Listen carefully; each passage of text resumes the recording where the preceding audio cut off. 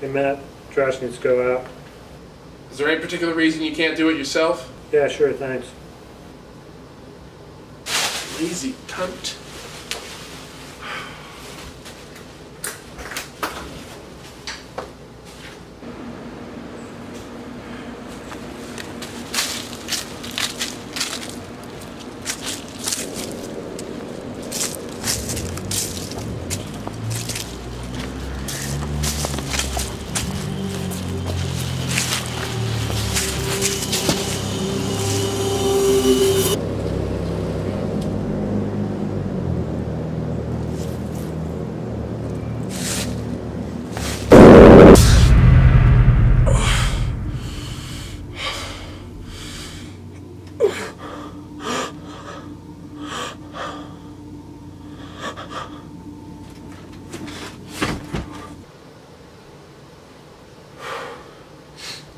Hey Matt, trash needs to go out.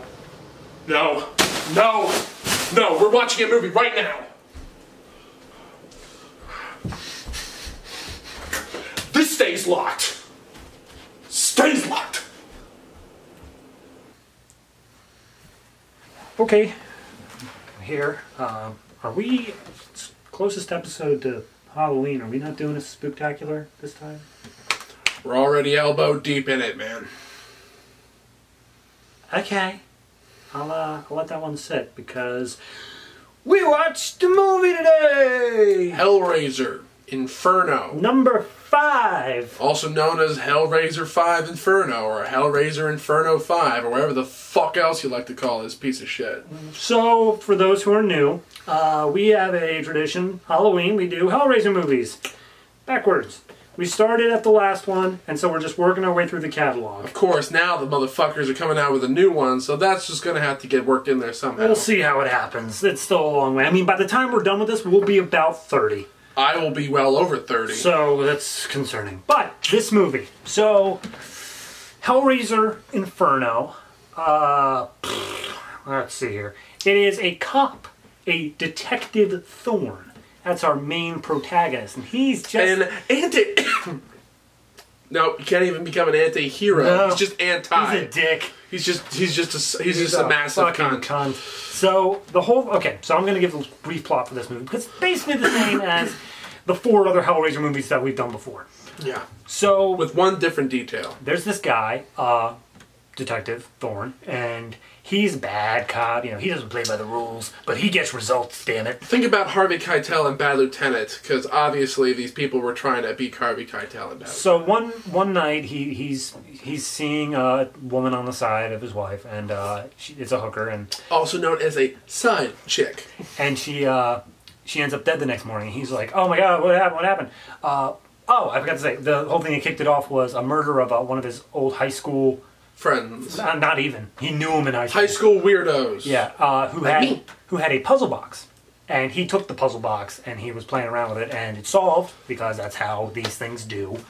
And he as soon as he solved it in the bathroom where this hooker was, then, well, shit started going down. She ended up dead, and then a snitch that he had ended up dead, and then his partner ended up dead. His parents ended up dead. His wife and kid ended up dead. And and the whole time he thinks that there's every time that any one of them ended up dead, there's fingers left at the scene, and he believes they belong to this little girl who he's hearing saying like "help me" in his dreams. So he's on a quest to find this girl, and that leads. Well, also forensics said that the fingers were like 7 or 8 years old. Yeah, they were a young child, but he believes this little girl in his dreams, and so this whole time he's on the path to find this guy named the Engineer, who he believes is behind all of this, who's just this grisly, like, who's the guy in Usual Suspects?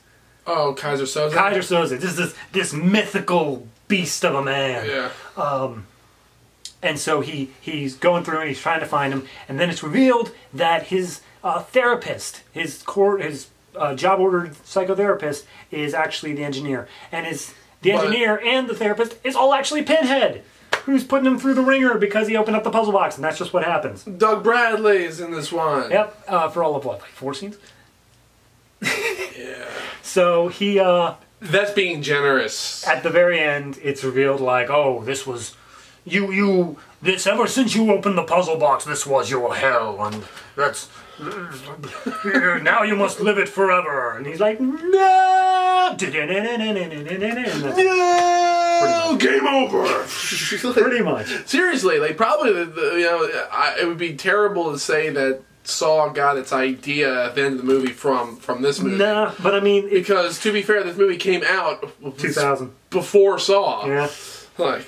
It's entirely possible, and of course, you know, the gore genre is I seriously small. doubt. Like, I mean, one of the reasons why you could say that is because when Hellraiser first came out, it was noted significantly, and we've talked about this before. Yeah. It's been noted significantly for its gore, hooks in the face and shit. Yeah, like that. and the problem that a lot of the sequels of this have now. Of course, I'm going only off my memory of the original Hellraiser. I've never seen the original Hellraiser, and I saw it a while ago, and I didn't like it at all. And I'm a big fan of Clive Barker for his writing, anyway. And because he's only directed this movie, as far as I'm concerned. Yeah. But then again, at the same time, I don't know entirely. I'd have to look it up. But the thing is, for all of its faults, it still was an engaging story. The problem with all of the sequels, kind of after the third one, like, it's when they start reusing the tropes that made the first one so kind of vicious, but without the novelty to it. It's without the novelty, but also at the same time, though, like, it begins following such a formula that we know exactly what's going to happen. That's one of the problems with the Hellraiser movies in general. That's one of the problems I have with serial horror films in general. Are you telling me Freddy in Space or whatever is not, like, the peak of the... Jason X had one great moment, and that's when that girl's face got, like, frozen and then smashed. That was cool. So I want to put this into perspective for people. We started at movie number 9. This is movie number 5. So coming from either direction, this is spot dead in the middle. This is the first movie to not go theatrical. It was straight to DVD. Well, no, straight to video. Straight to video. This was it was both. It was probably DVD and video. You see VHS is in this movie. Yeah. So it was the first movie. Kids, you know what they are? They're big boxes that you put inside bigger boxes to see it on a box. This one was obviously after the decline has started. They weren't getting the box office already. So this one was already not great. And also, I think I'd have to double check this. Okay. I think that this was like, it probably wasn't the first one, maybe it was the second one, that didn't involve the main character from the original film. Yeah. Because I remember, correct me if I'm wrong, please down below, I like being accurate on this shit, hence the reason why it's like Historia, Academia, that type of shit. It's supposed to be knowledgeable. I'm pretty sure that the first 3 have to deal with the daughter of the people who were involved with the first one, and then it kind of just fizzles out, and now it's just whoever the fuck finds the box. Which, I mean, I guess opens it up to more stories, but at the same time... But it's the same shit each time, though. So, alright, let's talk about this movie. Acting. So, our main character, as we've said, is an unlikable cunt. The actor playing him is not bad. No. I honestly didn't think that he put in a bad performance. I didn't think that the character was all that interesting. Yeah, the writing was really the problem with that character, because, like, god damn, like, this guy, like, he put in, like, the emotions, he got it out, but then, like, there's scenes where it's, like, he's, like, 0 to 60, and it's like, I'll tell you what I'm doing. Where are the other drugs going? Pretty much. He gets just a bit too over the top, and I don't know. Well, I wouldn't even say that it was over the top. Like, I think that it was. I think the level of intensity that he put into his performance was something that was accurate. I just thought that whoever was the director did not really kind of funnel that energy into the right emotions. Yeah. But then again, as you said, it kind of goes back to the problem with the script, because the character himself is very not really interesting. And I know that one of the major themes going throughout at least the latter half of the Hellraisers that we've done up to this point are these people who have committed these crimes in the past or something like that. Something is weighing on their soul, and this is kind of used as kind of like a judgment against them. I don't remember the original Hellraiser having that aspect to it. Right. I think it was just kind of like... It was literally whoever came across the box. Also, it's because it was about the main character character was making a deal with the Cenobites because the guy escaped from it or whatever the hell it was. We'll get to that in 5 years. So I just looked up the director. The director of this is Scott Derrickson, who... Yeah, he did Doctor Strange. Yes, he did, and that's what weirded me out. As soon as I saw that, I'm like, what? I remember seeing that before we watched it. I meant to bring it up to you, but yeah, you would think this is one of the first movies he ever directed, too. Yeah, it's early on. Yeah, it's like, I believe that he wrote a... he did a short film. He wrote a... Well, writing, yeah, he did other stuff. He wrote, like, a script beforehand. Urban Legends. Yeah, Urban Legends. He did part of the Urban... Oh, that would be an interesting series to capture on there. It's like, but at the same... Maybe if we do, like, a whole Halloween type thing for the entire month. Anyway. But the... yeah, the director, Doctor Strange. He kind of... he emerged out of that. It's kind of like also the guy who directed La La Land. Like, the first few scripts, if you look at his filmography, it's kind of like punching up horror films. Yeah, so, I mean... This guy also did The Exorcism of Emily Rose, which actually I thought was a really decent horror film. So I guess looking at that, director-wise, like, it's obvious he's got chops. He does, but this was when he started. An early piece, so yeah, he was still learning probably. Yeah. So this was probably his first big film. Yeah, it was. Directing-wise, yeah, it was. So I'm not going to blame him too much on that. No. But okay, so let me continue on with acting. The next main character is his partner, and he's a Hispanic, Italian sort of. He's the straight and narrows cop who you're supposed to like, but because he's partnered with this asshole, because he's partnered with our protagonist, whether or not that guy's likable, he's put at odds with him in the way he does things several times throughout the course of the movie. So, plot-wise, you're almost supposed to kind of not like him, but at the same time, he's the good character. He's got a wife and 2 kids, and he's a rookie on the force, and no, he's not a rookie. He's been there for 2 years. They said no. He was talking about his other partner. Oh, his other partner. He had been there for a while. Okay. His partner had only been there 2 years. But yeah, so it's just a matter of like, but then he gets framed for the murder of the hooker in order to keep him in line with whatever our main character wants. It's like, God, this guy's such a cunt. Yeah. But I'm forced to follow him, so god damn. But no, his acting was, I'd say, fine. He didn't really do anything. He was, at the beginning, he kind of overplayed his hand because he was the expository guy. Yeah. He was explaining, oh, why are we here? Oh, we're here because of this murder or whatever. Who am I? Oh, you're our main character. Who am I? Oh, well, I'm the fucking... I'm the side character, the sidekick. My name is... Yeah, the whole conversation about how to pronounce his last name. They have a whole... His last name is Nenonen. Nenonen. And they said, the one guy, the main character likes puzzles and he likes magic tricks and stuff like that, so he's very much a mentalist. Which only kind of lasts for, like, the first, scene. And because after that, then, I always assumed that because... I stole a thing of Coke. Because the first thing was the palindromes, like, they were mentioning as the palindromes, I assumed that, like, this movie would end the same way that it started. With, like, the chess game. Yeah. And it kind of did, because Pinhead made a whole thing about, like, there was an you are your own king that you must topple, and welcome to hell. So, it kind of did that, but at the same time, whatever. This truly is hell. Acting-wise, nobody else is really in it. The only other person worth mentioning is the therapist character. Dr. Paul Gregory. Yeah. He was good for what it was worth, but he honestly deserved more screen time. Yeah, he showed up at the very beginning playing the chess game, then he disappeared for half the movie. That should have been one of the main relationships in this movie, like that, because the Hellraiser movies are all pretty much about exploring these people with, like, dark pasts, and they're taking advantage of, like, the terrible, like, these terrible what was it, aspects of their lives, and just like they're not good people. No. Which again, I don't know where the shadow morality came from, but at the same time, though, like, this is what they're centered around. You should have had a lot more diving into his actual mindset. Because right now we just get, all right, this guy, he doesn't exactly play by the rules. He doesn't play by the rules. He does drugs. He fucks hookers. Cheats on his wife. There's one point when he gets a call from his mom in the nursing home, but it's like, why don't you ever visit us? Yeah, it's like, and you don't visit your parents either. You terrible person. But I'm like, you're just checking all the boxes you need to not like the guy. But then I'd rather know why he's not a bad, or why he is such a dick. Because there's one point where they flash back to his childhood.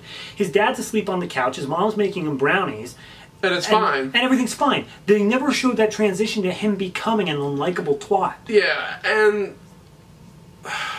I would have liked to see that. That's all I would have really liked. And one of the things that I constantly kept saying throughout the movie, I pretty much kind of throughout the movie, I related this to Silent Hill a lot. Yes. Because it's like, all right, people with checkered past trying to find someone specifically, and they are undergoing all these crazy things, and also there's clickers. Yes. There was a clicker. Now it was a combination between the spider walkers from Silent Hill and like eventually what would become the clickers from like The Last of Us. I guess that's something to bring up. The Cenobites in this film. Maybe they like transitioned to different Cenobites in later films, but these were ones that were newer to me. Like I don't remember. The twins. There were two twin girls that were freaky. There was the one he's talking about. That's just that's not actually Silent Hill. It's more like Doom because those actually have that in there. But it's just two arms and the head in the upper middle, like chest, torso. But it's like cut off. Like it looks like the lower legs. So it's kind of its legs and arms then at the same teeth. time. And then they have. His visualization of the killer be this eyeless, just a mouth with like this long black tongue. Mm-hmm. But then he takes that off and, oh my god, it was me the whole time. I was the killer of myself. Whatever. Honestly, I know what... Well, the thing is, with the Cenobites, I'm just saying now, in later films, I remember there being like the really iconic ones. Like they had Pinhead, obviously, but they had like two on standby next door. And even in the later films, neither one of them pop up in this one. No. Like, I don't know if these guys like came from the previous film or something and we're just like getting back to them, or if they were strictly for this film. It probably is just for this film. Like, I honestly feel that way because also these never show up in any of the other incarnations that I can remember. Especially like the twins have like this one scene with the main character that's kind of fucked up when... Oh yeah, when he first opens up the puzzle box, they like dig into his chest. And they're like rubbing around like on his muscles, like underneath his skin. Like that was creepy. It got under my skin. But other than that, like they didn't really do much. No. Like, and it was that first scene when he heard the girl for the first time. And he was running through his old like house or whatever. Yeah. Like that was the scene where like they rubbed through his thing and he saw the little two-arm thing for the first time, and then Pinhead like shook him to woke him up pretty much. And that was the first time he met all of them. And that was the first time we met all of them. And then like they made brief appearances the rest of the way through. Yeah. But it wasn't until basically the reveal of Pinhead being the therapist that they constantly were around. Like also, I don't buy it. No. I don't buy... And again, like, a lot of this cute was, like, you know, kind of cycling, being in this guy's head. But, honestly... And we're going off of the worst ones in the series before coming to this one. It's so unoriginal. Yeah. Like, this movie, like...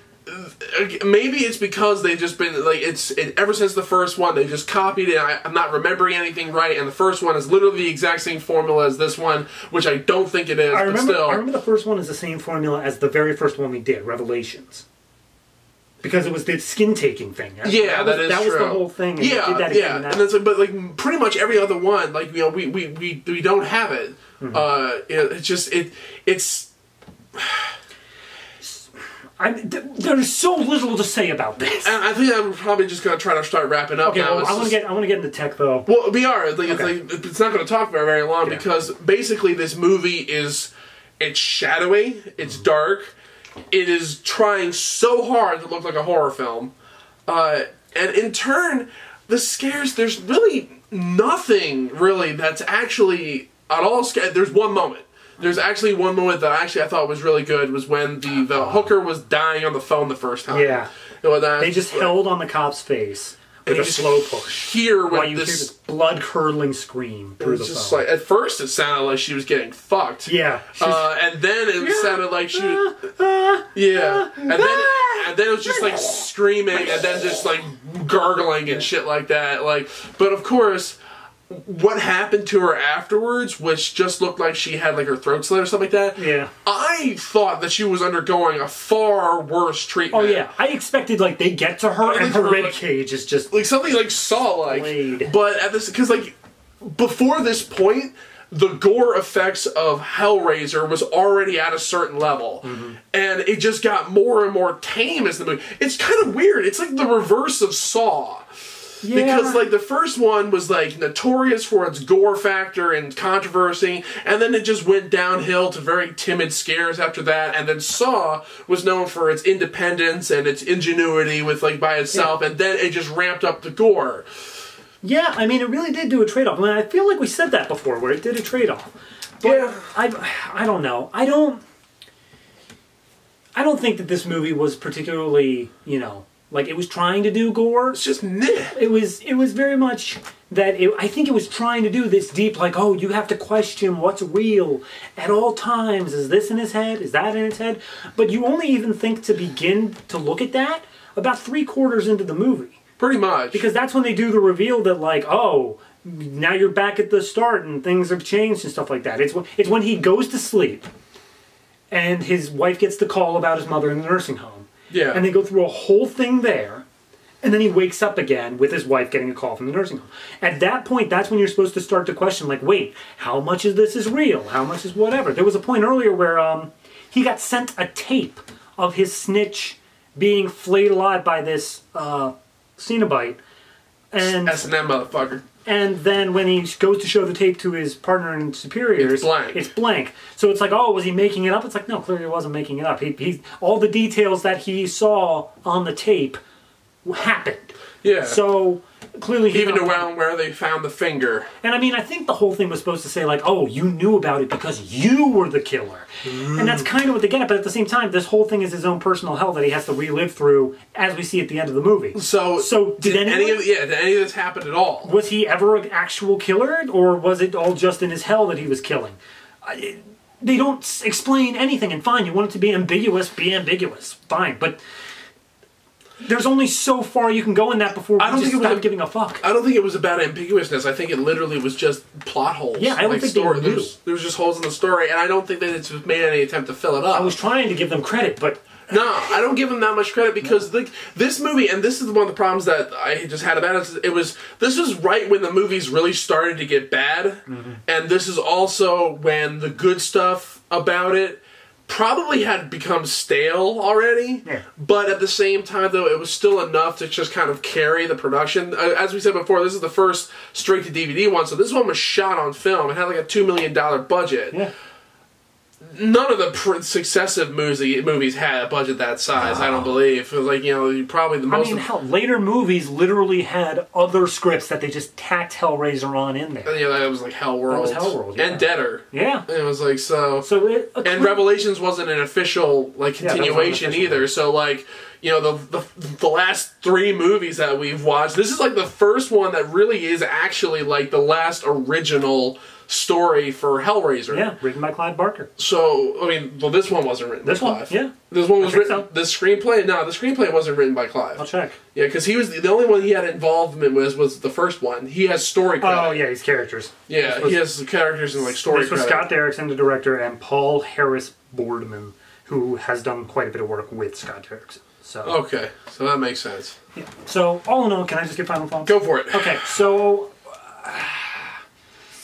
Meh. I don't understand Hellraiser. I think I've said this before. I don't understand it. I because I've started at the end, I don't see the appeal, and working backwards, I'm still not getting the appeal.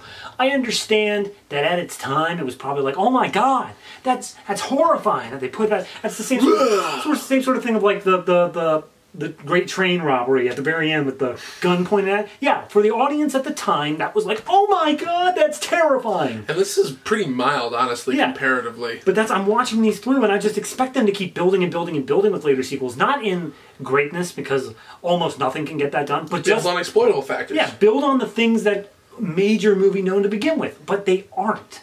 They're if anything, toning it down. Probably with budget, but even then. I want to see the Cenobites. Yet they're barely in any of the later movies. Yeah, Pinhead was like in this movie less than fucking Hannibal Lecter was in. Yeah, Silence of the Lambs. The only movie I would say that he's in less than this one that we've seen so far is Hellworld, because Hellworld, it's not Pinhead for pretty much the whole thing. But at the same time, he still makes appearances. Yes, he does. Like, he actually has like little monologues and all that kind of stuff. He doesn't say anything basically until the end of the movie. This whole movie, I feel like the point of it is to be like, oh, here's another one. Here is. It's supposed to be playing more on the puzzle aspect. You have a guy who likes to solve puzzles and play games like that. He likes the magic tricks. He likes figuring stuff out. And I feel like they're trying to do that through the detective angle.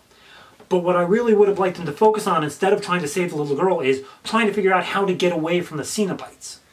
Try to figure out that puzzle. See how you escape. And maybe it's the problem of the first 3 movies already did that. And they didn't want to retread the same old ground. And fine, whatever, you don't want to. But then don't make this a puzzle sort of thing. Because when you have an item called the puzzle box, literally solve itself.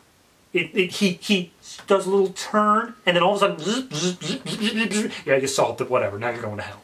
That doesn't tell me this character likes to solve puzzles. That tells me that this character was like given a 1 move away Rubik's Cube, and then that was it. Turn.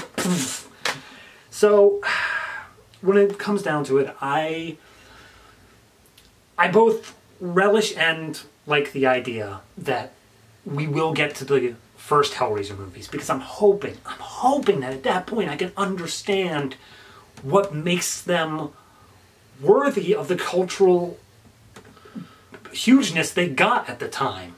They're still, well, yeah. I went to a Halloween store recently, and I asked them, "Do you have any Hellraiser things?" to make a joke for the Spooktacular that apparently we're still doing. But they didn't have any. They had nothing. No Hellraiser. They had Freddy Krueger. They had Jason. They had Michael Myers. They had all of them. But not a single thing from the Hellraiser series. And that, I think, says more than anything else that I could say in this movie. That's a good way of putting it. The cult status of Hellraiser, especially and obviously in like horror hound circles and all that kind of stuff, that the horror community relishes the original Hellraiser, and I would also say like almost the original 3. The first one definitely, but you hear a lot of talk about the old Hellraiser movie, especially when people are debating, what are the most influential films in American horror. But I think because that the quality of the Hellraiser movies went so far downhill so quickly, and also they milked the fuck out of this franchise. Land Before Time, the shit out of it. Like, they made 5 movies in basically 1 decade. I mean, Saw did, 7? Yeah. So, but at the same time, though, like, they knew their audience. They knew what the audience wanted, and it was more about providing a context in which to deliver the gore. That's one of the problems I have with Hostel. It's one of the problems that I have with a lot of modern shock horror films. The few films that I think managed to do that type of cruelty well are pretty much kind of like the new extremism movement coming out of France, like with Martyrs and Frontiers. But with this one, and this is the 5th one, this is the last one they shot on film, I'm pretty sure, and this is also, or at least this is the last one that they probably were originally intending to release in theaters. Yeah. It's almost indescribable, because this is very clearly when the genre, or not the genre, the saga of this character should have died. yes. The only thing that you could have done from this point on was to do a reboot. But other than that, like, I honestly think that it shouldn't have happened. I've never been a fan of Friday the 13th. I've never been a fan of pretty much any of the Friday the 13th movies. The first one, I like to certain degrees, but yes, I don't even like that one. But Jason is iconic because of, all the situations you put him in, and you show him a lot. Even though he's stalking the kids and whatnot, you constantly have interactions, you constantly have like the double takes and all that kind of stuff. Yeah. Pinhead is the most iconic character. He is literally on every fucking cover and poster of any one of these movies, and yet the more and more these movies have gone on, the less and less he is in the movie. Now, Doug Bradley is a damn fine actor for what he needs to do in these films, and his voice is unbelievably cool. Oh, yes. And the thing is, though, one of the reasons why the first movie works so well, based on my memory, obviously, is the fact that Doug Bradley constantly was interacting with the main characters. And it goes that way all the way through the third one, I remember specifically. But it wasn't that these characters, the Cenobites, are just one guy solves it and then they're just fucking with him for the next movie. They had specific goals. They had to decide, they had to grab, you know, it was not just about getting the puzzle box back. It was like, oh, somebody escaped or something like that, and like, so they want to try to get it back, and then the main character, I can never remember her name, Helen Blomkamp or something like that, but it's like she would make deals with the Cenobites in order to be able to, you know, be able to rag them in. At the same time, she had to play mind games with them in order to make sure she kept her own soul. It literally was a game of cat and mouse. So it was really, even though I'm not a huge fan of this series at all, it was interesting to see the dynamic going back and forth. I think this is where they try to take that and just kind of put it in some type of side kind of quest type of deal, like, but it ended up not working because, one, none of the original characters who you came to understand in this series is around anymore, and also just technically it's just middle of the road. It's a lukewarm horror film, and honestly, beyond this is probably the least memorable of the Hellraiser movies that we have seen for the show so far. I wouldn't put it that far, only because... Actually, no, Deader is probably the most literally memorable. can't remember Deader. Yeah, I remember Hellworld, I remember Revelations, yes. I might remember this one. It's like, and then also, we did another one too. Hellseeker, yeah. So like, that's the problem. They've gotten more and more forgettable as time goes on. So yeah, anyway. We'll probably forget this one too, guarantee it. But yeah, so that is Hellraiser. Nope, I'm done. Hey Matt, trash needs to go out. David, if you had to wake up every morning into an eternal hell, would you hide from it or would you face it? Matt, I can take out the trash. No. This is something I have to do myself.